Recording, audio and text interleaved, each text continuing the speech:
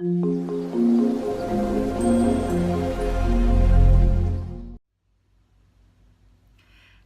everyone, welcome to another episode of Andersmillknits. I'm your host Emily, and you can find me on Instagram as aka Millie907 and on Ravelry as aka Millie. We have a Ravelry group by the name of AndersMillknits. We have a blog site which is www.andersmillknits.com. I think. You'd think by now I'd know, right? Ay, ay, ay. And so just a little bit of administration. We are in the midst of our October and November double dip cal, and we have a beautiful prize, and I will flash it on the screen right now. The purple skein from Yarn and You Knits in her Tweety base, that one is up for grabs. I will close that thread at the end of November, which is coming on quickly. Next week is Thanksgiving. I have no idea how this happened. So that's happening, and then we'll have a single month of the double dip cal for December, and I don't know what that prize is as yet. So if there's any makers or anybody who would like to donate anything to that cause, if you will, feel free to contact me online. Okay, and then in addition to that, the date is November 17th, which means that hopefully all of you who have participated in the cheer swap, the Advent cheer swap, have sent out your packages, especially if you're sending it overseas. The deadline for that was November 15th. And so I'm really grateful to all of you who have contacted me to let me know that either you've sent your package or you've received your package. And let's continue to put out the images of all of the packages as they arrive. I'm really excited about that. Some of you are really active in that, and that's been wonderful. Well, a lot of things have happened. It's been a whole month since I've podcasted, and I have a lot of things that have happened, but first, I think I'm since not a lot of knitting has gone on, at least from my point of view. Sorry, I'm getting ready for some of my FOs here. I think what I'm going to do is, first I'm going to talk about my finished objects or my case notes. And then I'm going to talk about reviewing some notes, I'm going to do my case notes first. And then I'm going to do works in progress, which is in session. And then after that, we're going to review some notes, which is talking about all of the things that have happened in the past little while. And I want to apologize. I can tell there's a lot of shade going on. I'm recording in my new apartment, and it's a mess. It is a mess. And this is the only place I could figure out to podcast in, and yet at the same time, there's just a lot of shade going on, and weird shade too. So, I don't know how to fix that at the moment. So, anyway, why don't we get into my case notes. So, I have one completed finished object. The ends are woven in and everything. I just haven't clipped them. And I haven't blocked them because I had actually already packed my sock blockers before I actually finished these. So, but I have completed my Intrepid Otter socks in the puddle. Oh, I forgot what it's called. And the leftover skeins are still packed. Dang it. Anyway, you can tell that one sock is dramatically smaller than the other. Oh, wait. I blocked this one, and I haven't blocked this one. I don't know why I blocked. Oh, I remember. I was blocking this one because I finished it the last time I recorded, but I haven't blocked this one. I'm hoping that's why it's so much shorter, because otherwise, what the heck, man? I knit my normal thing, so from the gusset of my fish lips kiss heel, right there, it's not my gusset, the seam, I knit 6 1/8 inches, and then I start my toe decrease. So not sure why that's going on. And I'm also not sure why I tried to just do a Cockney accent.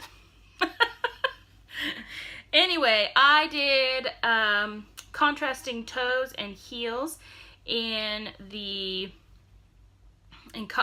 little gumdrop colorways from Knitted Wit, who's a local dyer in the Portland area.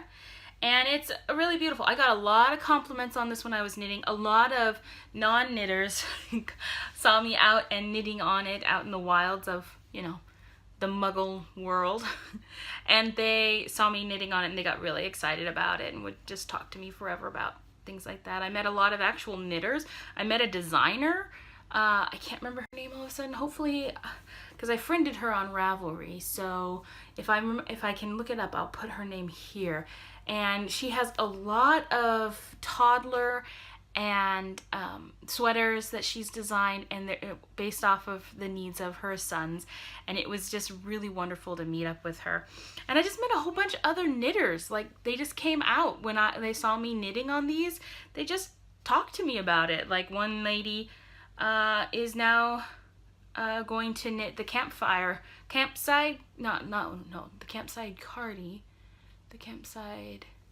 campfire shawl,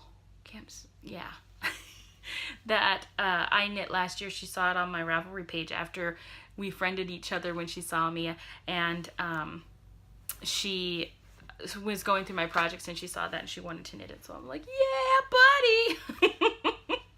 So, and the reason why I was running into so many muggles is part of my review notes, but I'll just mention it now. It's because I was helping out at one of our local farms called Lee Farms during their pumpkin festival. And so they thought it was just absolutely wonderful that I was a knitter. And so they were like, yeah, have your knitting with you wherever you are on the farm. We don't mind. We actually enjoy it. So I took them at their word, and so, you know, I met a lot of people who were knitters that way. I also completed one of the socks for my husband's Christmas present, and I knit this on a US size 0. This is not black, it's blue. So hopefully you guys can see that. It's blue. It's a really deep blue. It's a Madeline Tosh. Sorry for the crinkly. Here it is. No, I'm sorry, it's not a Madeline Tosh, it's a Malabrigo in the Côte d'Azur colorway, the 807. Okay, and it's in their sock base, and I knit this on a size 0, and I did 64 stitches around in a 2x2 rib. And then when I prepped for the Fish Lips Kiss heel, I increased by 4 stitches on the back, and then I did the Fish Lips Kiss heel. And then when I got to the foot, I continued the 2x2 rib on the front, and I gradually decreased the 4 extra stitches, and then I knit, let's see, how many inches did I knit on the foot? I have notes. I knit, I'm sorry, it's a 3x2 rib. And I did not write down how many inches I did on the foot. Isn't that stupid? Or silly, sorry, I don't like to say stupid. But I then ended the 3x2 rib. It is not 3x2, it is 2x2. Why didn't I write down 3x2? It's a 2x2, because I was just working on the other sock last night. Anyway, I tried to do an ergonomic heel on this. Does that look ergonomic to you? No, it just looks wonky. So I increased more gradually on this side for his toes, and this side was supposed to be his big toe, so this side is supposed to be more straight. I do not like this at all. I think it's not going to work at all, but I am going to leave it. I did not weave in the ends. I did Kitchener it closed, but I did not weave in the ends. I'm gonna let my husband try them on Christmas morning and let him tell me how it's not wrong, but how it needs to be improved, and then I'll rip it out and do it again. What that means for the second sock is that I'm actually not even going to knit the toe. I'm actually just going to put the sock on waist yarn when I get to the toe area, and then he'll try on this one, and we'll go from there. And so that means I won't exactly have it finished by Christmas, but you know, it's just a toe. Speaking of, let's go straight into in session, because the other sock, I just finished the Fish Lips Kiss heel. I have not decreased the stitches yet on the bottom, the 4 extra stitches I put on. I have not decreased it. So I'm just now working on the foot. So, and the reason I haven't decreased it yet is because my husband's ankle is a lot thicker, I guess you want to say, and it stays thick for quite a while. So I am just going to wait about 2 inches, I think, or maybe even just 1.5 inches, and then I decrease. So that's what I did on this sock as well. So I'm enjoying that, although I guess you could say that I'm not, because it's going so slowly, but I haven't really had time for knitting. I seriously have not. And I'm saying this honestly, because even when, so I'm usually a knitter even when I'm just, when I'm watching TV, when I'm thinking about something for work, and I'm not actually typing, but I'm brainstorming. But life has been so hectic and crazy that I literally don't have the power in the willpower or the muscle memory and so on and so forth or the cognitive wherewithal to actually be knitting. So this week, when my husband and I have been going to bed, we've been watching the season 2 of Stranger Things, and my parents have been watching it at the same time, so it's been really cool to talk to my mom about that. Well, not technically at the same time. They watched it last week. Anyway, and I just can't knit. And my husband thinks it's really odd. He's like, "You're not knitting. What's going on?" And I just keep telling him, I can't. I'm exhausted. Physically, mentally, and emotionally exhausted because of so much has gone on. But like I said, we'll get into that in a little bit. So, that is my husband's Christmas socks. So this is the 2nd year in a row he'll get Christmas socks from me, and I'm hoping to also have some worsted weight socks knit for him for Christmas as well. Again, I am not going to do the toes. I'm only going to do 2 of the toes and then put them on waist yarn, and we'll discover things on Christmas Day as they will. I'm also going to set the yarn because I knit my husband's wedding socks out of this same colorway because he loves this colorway, and they bleed on his feet every time he wears them. So I need to set the dye better. They obviously use too much dye in the dye path, and I'm assuming they are just doing it again and again because I hear about that a lot from people. So the best thing to do is for me to just give it a bath with some vinegar, and that will, and I could use some of my acid, what's it called? I can't remember what it's called all of a sudden. Anyway, Pro Wash or something like that to wash with it too, but I prefer vinegar actually. I feel like it's a more natural substance, and it does just as good or better of a job of setting the dyes more firmly into the fabric, or actually letting the excess dye come out. So, and that's what we need to do, is we need to let the excess dye come out. So anyway, that's what I'm going to do with his socks after I finish the toes. So they won't even be blocked or anything. In the meantime, I was kind of craving, because I was at the pumpkin festival at Lee's Farm a lot, and I was feeling the whole, I was feeling the whole holiday spirit, and I had finished these socks, and I needed some more mindless knitting, and so I pulled out one of my Christmas colorways from last year, I don't know when I bought this, from Socks That Rock, and this is the Christmas light, or Christmas balls colorway. And so it's their medium weight. No, it's their lightweight Socks That Rock. So this is 405 yards, and I have 5.15 ounces. Now, I don't have that many ounces.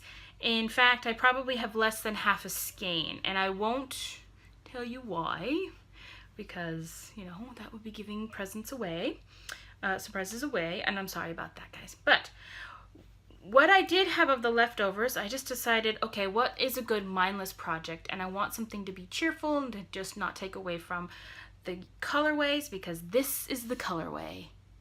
Is that not freaking fantastic? There's greens, reds, whites, purples, gold, maroon, you know, all kinds of colors in there. It's just wonderful. So what I decided to do was cast on a sockhead hat. And I took away some of the stitches. I actually ended up casting on, and of course, you know, I wouldn't have it with me. Oh wait, yes I do. Sockhead hat. I cast on 136 inches, and I did 2x2 rib for about 3 inches. Oh yeah, here is the hat, by the way. And because I seem to have a smaller head, and I noticed with my other sockhead hats that I've knit for other people, it's been a little bit too loose around the ears. It kind of falls down a little bit. So I wanted to be a little bit snugger. So I did that, and then I'm just knitting straight, probably till the 9 inches that it recommends on the pattern, but I don't know, I might even go farther because I kind of just want to use it all up, and it's so freaking beautiful, and I just can't wait to wear this. So I've got this far. I don't know how many inches I'm at. If I can get my, I'm gonna measure it right now. So when I was at the pumpkin festival, when I was finished with those socks, so I'm at 7 3/4 right now. When I finished with my one socks from Intrepida Otter, I just cast this on, and I knit this all over the farm. And again, like especially the kids, they were so excited about these colors. And there was quite a few of the children that were just like, I want to learn to knit. And so I talked to their parents about learning to knit online with YouTube, with the videos, and talking about Knitting Help and the app, you know, the app Knitting Help. I think she's a genius. And I use her app all the time because I can never remember how to start the Kitchener stitch. So I always go to her app and watch the first starting little bit on the Kitchener stitch so that I can remember how to do it. And then I'm good. But she's helped me quite a lot. And so I've told a lot of the parents at the fair or at the farm about how to find ways to teach your kids to knit, and I recommended a few of the stores around, you know, the Portland area, based on where the parents said they were located, about where they could go to also get one-on-one lessons with an actual professional knitter. Or I call them that, but they're not, you know, teacher, a knitting teacher. And so we'll see if any of those kids go and learn how to knit. So I have this stuffed into, and it's not stuffing back in correctly, into my Slip Stitch Studio. Probably one of my all-time favorite bags. It's so dirty right now. I need to get it washed. I love it. The little mushrooms and the hedgehogs and the tea service. I love this one. This one makes me very happy. And it's I feel like it's very nondescript. You know, it doesn't scream when I'm walking around with it, if that makes sense. Then I still wanted one more thing on the needles. So I blindly reached into my sock bin. The bin in my old house where I was like, this is definitely all these skeins are definitely going to be made into socks, period, end of statement. And so, because I have some sock skeins that I'm just like, oh, these would be good for shawls, or they'd be good for socks, you know, but then sock skeins that I've specifically purchased for socks, I have in one bin. So I reached in and I blindly pulled out this one, which is Lang Yarns and Yawool color. And it's the I got it from the Village Yarn and Fiber Shop. I don't even know where that is, honestly. I have no idea where the Village Yarn and Fiber Shop is. I might have gotten it in McMinnville. And if I did, that yarn shop has closed down since. But anyway, this is superwash wool, 100 grams or 420 meters in the... So this has reinforcement. So it's 75% superwash wool and virgin wool and 25% polyamide. And I don't know what colorway it is. Oh, here we go. Color. 132.0453. So original.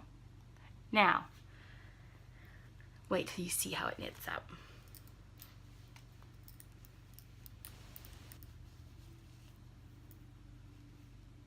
What? Shut the front door. Right? Oh my gosh, I love it so much. And some of it is so subtle. Can you see the little dark hunter green in the blue there? Or like down here where there's the mauve and then there's the pink. But it's just so subtle. And then the chevron in the orange. This is the brown chevron going in. And you know, it seems so random as I'm knitting it up. And then I just get so excited when I see what it's done. I had to put this aside because I couldn't find my measure, my what's it called, my measuring tape, which unbeknownst to me was actually right in one of my bags. And so I stopped knitting on it because it seemed long enough that I might want to start the heel. But now that I look at it again, I don't think it is. Oh, it's almost there. It's actually, yeah, it's, yeah, I'm at 5 and 7/8 of an inch there. So I usually start my heel, start prepping for my Fish Lips Kiss heel at 6. But another reason, at 6 inches, another reason I wanted to pause was because I couldn't decide if I wanted to knit the heel out of the same yarn because I don't want to mess up the patterning. So I contemplated the idea of putting in a contrasting heel and toe, and I think I'm going to do that. So I'll probably work on this today/tonight because I'm super excited about this. And my husband and I have to go shopping. We have $75 at Kohl's, and I told him, okay, we can go to Kohl's, but we can only spend the $75 cash back at Kohl's. And the reason why we have that is because for our anniversary, he bought me a vacuum. And he thought it was so dorky how excited I was about this vacuum. But I love vacuums. I love the act of vacuuming. You know, even that noise of actual vacuuming doesn't bother me, whereas that buzz of TV bothers me. But everything about vacuuming I love. And we desperately needed a new vacuum. I have been complaining about our vacuum for at least 6 months. It didn't suck anything up. It just kept on spinning it around in the head and then spinning it back out. And it was just so frustrating. I was so angry about it.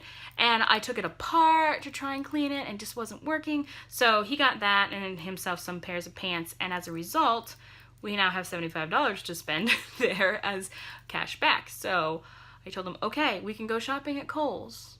And there's a pair of pillows that I want there so bad for the couch. But I told him we're only spending that $75 because I have not budgeted for us to go spend money otherwise.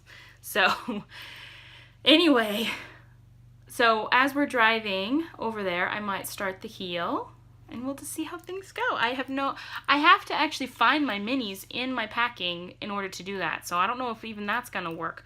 I might just be regulated to working on the hat or my husband's socks on the drive. And either one is happy-go-lucky for me because I'm loving it. And I'm knitting these actually on my standard 60 stitches around, and I'm knitting these on my US size 1s.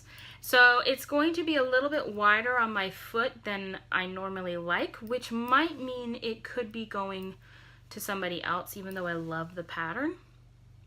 So, but I really don't need any more socks. Whereas I love knitting socks, and so I'm probably going to be giving them away. I'm probably going to be giving these away to one of my sisters. So we'll see how things go on this. I really love this. And the wool is not bad, actually. It's a little bit grabby, but it's not sharp. It's not prickly. So I don't think I would really like ripping it out if I had no, I think it would still be fine. I think it would still be fine. Yeah. Anywho, so that's my knitting. That's all I've got on my knitting. So what's been going on in reviewing notes? My eczema's acting up because I'm so stressed. So it's been a month, and during that month, I was working 2 jobs. I was working my regular job, and then I was also working at the farm.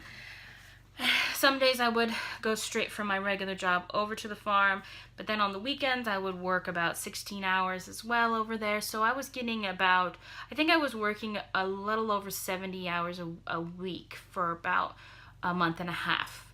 And so I was really super exhausted. So then that ended, but then the packing to move began, and some other life circumstances happened, such as my aunt passing away, and a lady that I dearly love, who was a mentor of mine, actually passed away, and her funeral was last night, and I wasn't able to be there. She was really young too, in her 50s. Her kids are younger than me, and but they're all grown and married, and well, not all of them are married, but anyway, it was just really hard. So, and then we learned that my husband's grandmother is not doing well. She's now on hospice care. She can't swallow without assistance, and you know, she's had Alzheimer's for over 7 years, and she doesn't even know, and she knows nobody. She doesn't know her husband. She doesn't know my husband, who she pretty much raised. She doesn't know anybody. So it's been really hard on my husband, and all of this happening at the same time as we're trying to move really kind of shook my husband's, our world. I had quite a few nights over the past couple weeks where I couldn't stop crying. And it wasn't that I was just, it wasn't productive crying, if you know what I mean. It wasn't me crying to heal. It was just me crying because there was just too much flooding my body, and my body was too exhausted to process it all. But at the same time, we're actually doing better, because now that I'm on insulin, that's actually improving my cognitive ability. My numbers are great. They're right on par. Like this morning I woke up and I was at 108. Yes! Yesterday I was at 101. I'm so freaking excited about that. So my cognitive ability, I'm like super sharp mentally. You wouldn't know it for this podcast, but just so you know, I literally threw all of my projects on this desk and said, I'm not writing show notes because I'm not good at show notes. Let's just all admit that. And I'm just going to record. So, you know, I do it off the cuff. But so there was a couple nights where I wasn't crying productively, but then the tide turned. And my husband and I sat one night, instead of packing, which did make things stressful later on. Instead, we just sat and reminisced about his grandmother, my aunt, my grandmother, who passed away about a month or so ago, and just how things change and how we need to adapt and move on, you know, but at the same time still keep them close and still keep the memory of what they taught us close to our hearts, and letting it guide us, you know, that being productive with our reminiscing and our grieving. So that helped quite a lot. And so then we moved, and then the day after we moved, I needed to take my car in for service. And now this is a lease car. I have a 2015 Toyota Corolla.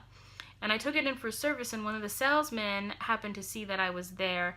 And so he came over with my husband. He came over and he said, "So you realize that your lease is over in a couple months? How would you feel about getting into a new car?"